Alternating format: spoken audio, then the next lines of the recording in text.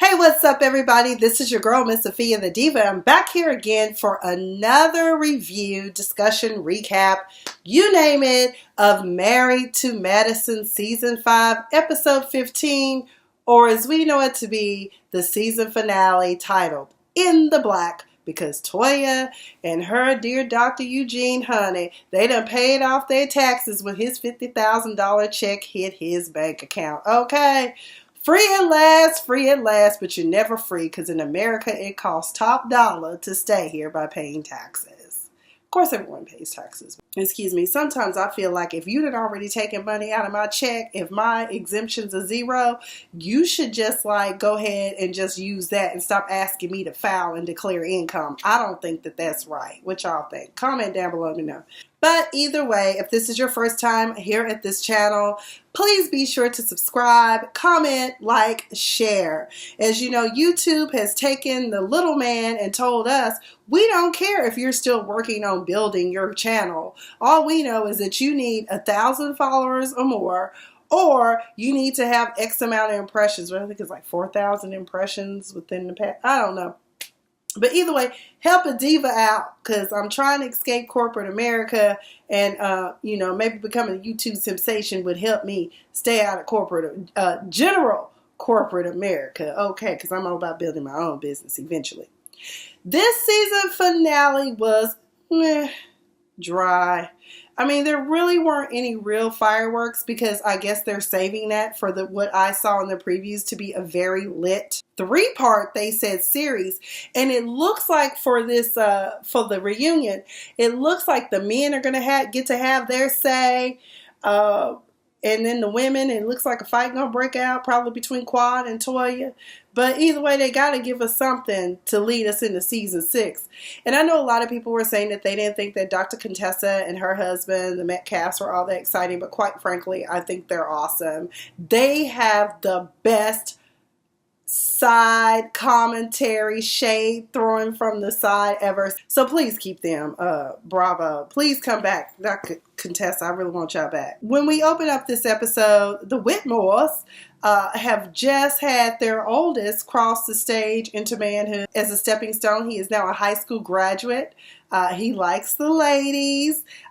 When they take him to the restaurant, he's all awestruck by the waitress, who was very pretty. I don't know if she was cast to be the waitress or if she actually worked at the restaurant, but either way, you know how reality TV does. So Miles is heading off to Howard, where he's going to perhaps follow in his mother's footsteps because he wants to be like biology pre-med major. So congrats to him. Congrats to Cecil and Dr. Simone for raising a young man who's going to go on to do great things, we hope. Meanwhile, that little brother, he even seemed to like, I said, but I thought you said earlier you liked all your women vanilla.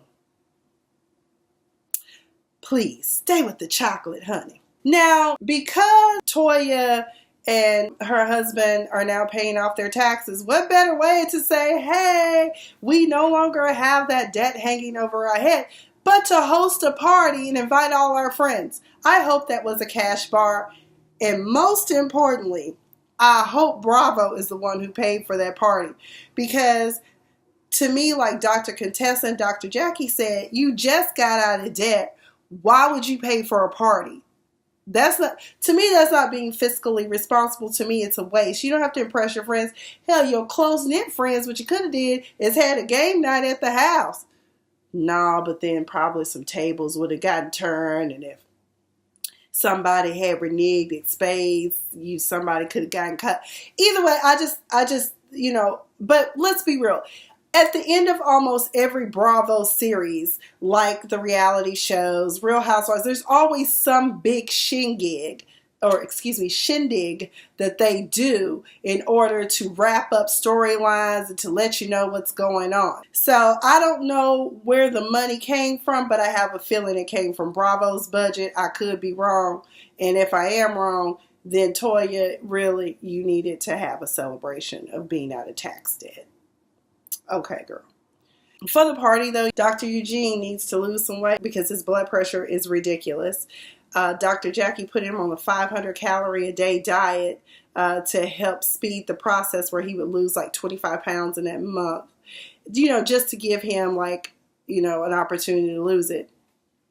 So Toya orders all this fried food for the event, which I'm like, that's probably part of the reason why our diets and our health is just in the toilet, especially in the Black community, because we eat so many high calorie, fatty foods. And not to mention just the stress of being Black in this world, period, is stressful, because I don't know about anybody else, but I'm always stay alert, stay alive out on these streets, because you never know when somebody might snap and see a Black person and try to knock them off, okay? I'm just saying, I'm just being real. Dr. Contessa, we saw it be her last day, and the last patient just happened to be someone that was a former RN who gave up her career to become a school teacher to spend time with her children. So for that, Dr. Contessa felt that that was confirmation that she was going in the right direction for her life, her family, and her children. Poor lady was suffering from migraine. God bless you, lady, because mines are not as frequent as they used to be. And plus, I noticed since I got out of a stressful situation, I've noticed that they've kind of really tapered off. So that lets me know that I have to be more mindful about my levels of stress and how I manage and deal with certain situations. So God bless you.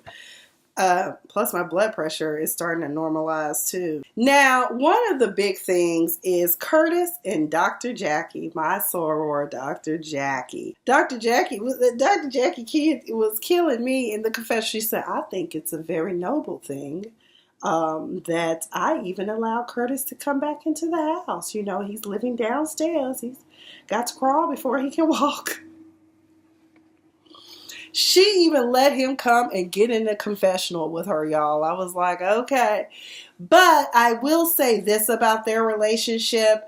Sometimes couples have to fall apart to come back together. Sometimes that time apart is a great way to figure out if y'all even want to do this anymore. So Dr. Jackie seems like she wants to do it. I think that it is good to be mindful of your partner's needs. As soon as she came in, that was one of his biggest complaints. They took a flashback where it showed where he was telling her, every time you come in the house, you never leave the office. You come in, you're on the phone, and then you start charting or doing whatever it is you do on your computer. And that's what she was doing when she came in. She immediately opened up her laptop and started charting. And he was like, hey, let's go for a walk. Let's spend some time together. Now, one of the things I didn't know is that Dr. Jackie, I didn't know she didn't like dogs. I'm like, who don't like dogs? Well, I know a few people that don't like dogs. God bless them. Unless you've suffered a traumatic event with a dog, I don't get why you don't like them. They're wonderful. They save lives. My aunt, God rest her soul, had a Lhasa Apso who saved her life. My aunt had a lot of health issues, from MS to diabetes, neuroanthropy, you name it.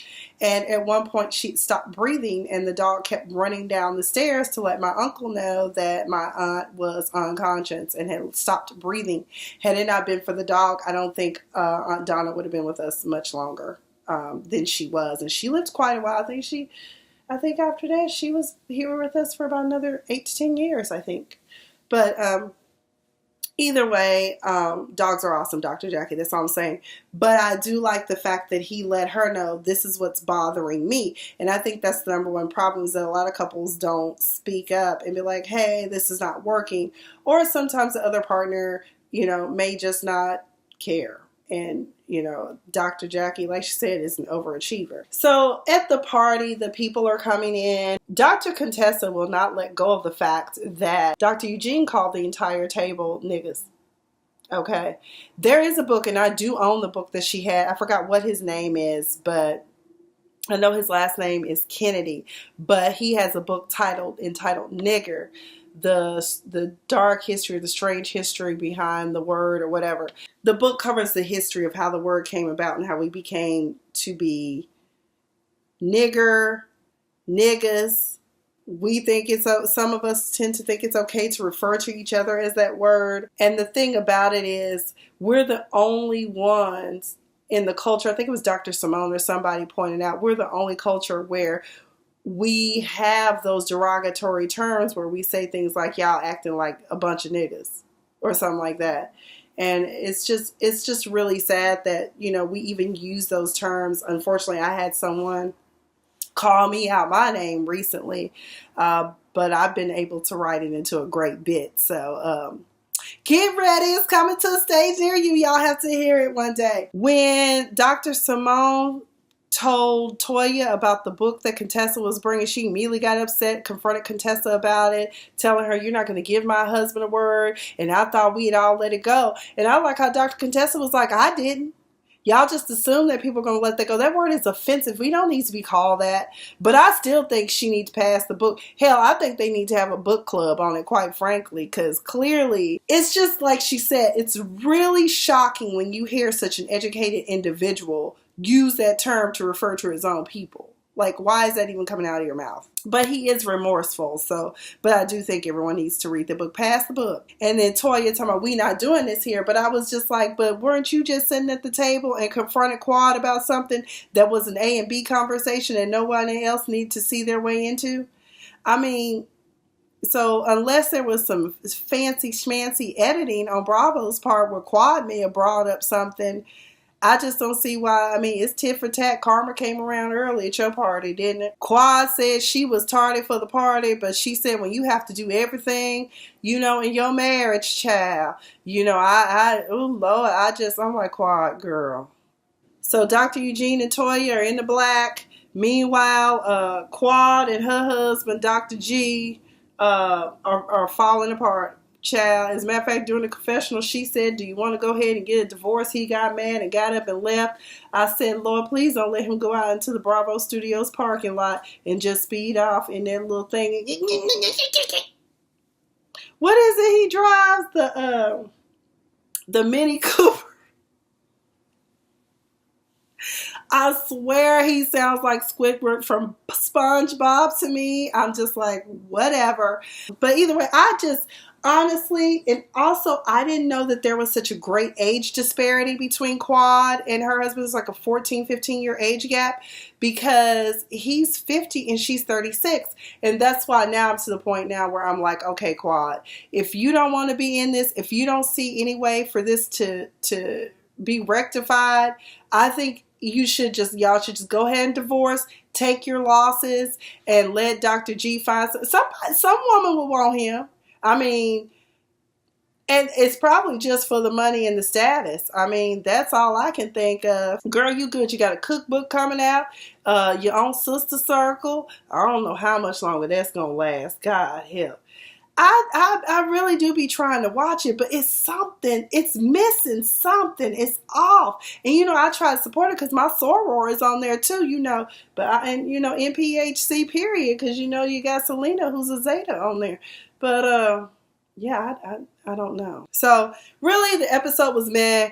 I probably could have wrapped this up in 6 minutes, but I ramble and I love to talk. Okay. Like I said, this is cathartic for me. This is therapeutic. And what also would be cathartic and therapeutic is if some of you all would subscribe that are up here watching and help a diva out so I can get to 1,000 subscribers.